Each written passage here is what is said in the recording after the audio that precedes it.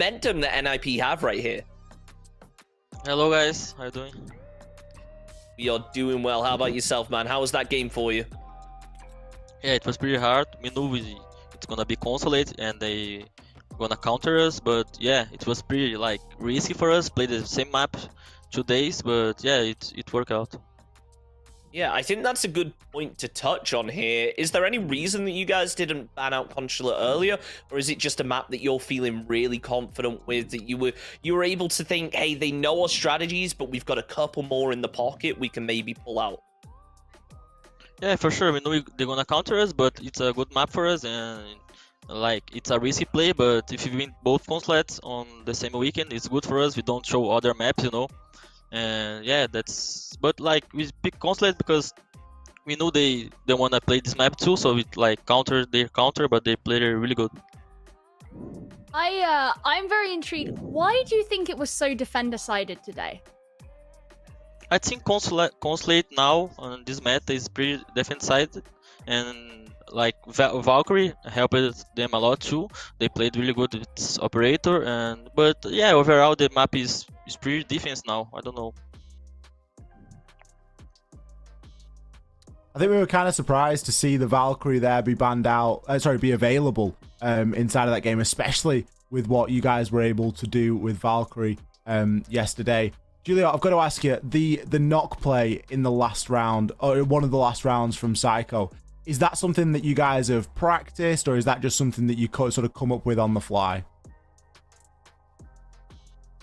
Practice, but not allowed to know. Like we have this play, we have like the play we did yesterday too, the Ing play, but like we don't do this all the time. Just like do some rounds. We try to practice other strategies, you know, or the more complex strategies. This one is just pocket plays that we do sometimes, but yeah. Yeah, I think something I found interesting when we were watching you, specifically on the attack side, is the fact that Furia would often send one individual roamer off, and you guys would be able to spot him out and get the kill. How did you guys play after that? Was it a case of, we've taken down one, let's just get in the opening that we've created? Or is it a case of, let's just play procedural, make sure that there are no more that we need to worry about, and then work on getting into the site? Doing that, but like later we are not able to close the rounds, so like we were like, yeah, let's play simple, you know, just focus garage and do things simple, you know, because we were losing on time or on like without drones, and yeah, that was the strategy.